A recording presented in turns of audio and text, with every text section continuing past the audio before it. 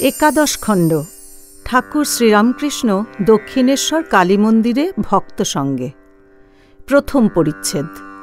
ভক্তিযোগ, সমাধিতত্ত্ব ও মহাপ্রভুর অবস্থা। রবিবার ৯ই ডিসেম্বর ১৮৮৩ খ্রিস্টাব্দ। অগ্রহায়ণ শুক্লা দশমী তিথি। বেলা প্রায় ১টা-২টা হইবে। ঠাকুর শ্রীরামকৃষ্ণ নিজের ঘরে সেই ছোট খাটটিতে বসিয়া ভক্তদের সঙ্গে হরিকথা কহিতেছেন। অধর, মনমোহন, ঠনঠনের শিবচন্দ্র, রাখাল, মাস্টার, হরিশ ইত্যাদি অনেকে বসিয়া আছেন। হাজরাও তখন ওইখানে থাকেন। ঠাকুর মহাপ্রভুর অবস্থা বর্ণনা করিতেছেন। শ্রীরামকৃষ্ণ ভক্তদের প্রতি।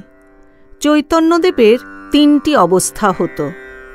১. বাহ্যদশা। তখন স্থূল আর সূক্ষ্মে তাঁর মন থাকত।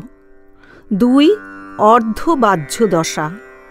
তখন কারণ শরীরে কারণানন্দে মন গিয়েছে। ৩. অন্তর্দশা। তখন মহাকরণে মন লয় হতো।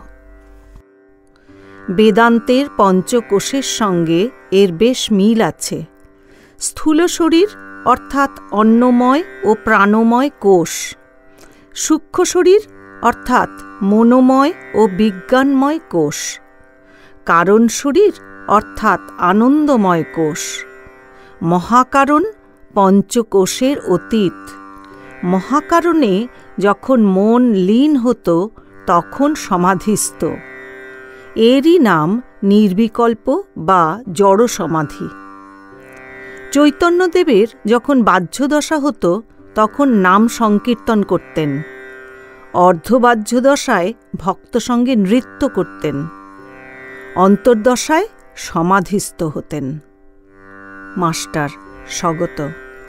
ঠাকুর কি নিজের সমস্ত অবস্থা এইরূপে ইঙ্গিত করছেন? চৈতন্যদেবেরও এইরূপ হতো। শ্রীরামকৃষ্ণ চৈতন্য ভক্তির অবতার। জীবকে ভক্তি শিখাতে এসেছিলেন। তাঁর উপরে ভক্তি হলো তো সবই হলো। হঠযোগের কিছু দরকার নাই। একজন ভক্ত: আজ্ঞা, হঠযোগ কিরূপ? শ্রীরামকৃষ্ণ হঠযোগে শরীরের উপরে বেশি মনোযোগ দিতে হয়। ভিতর প্রক্ষালন করবে বলে বাঁশের নলে গুহ্যদ্বার রক্ষা করে।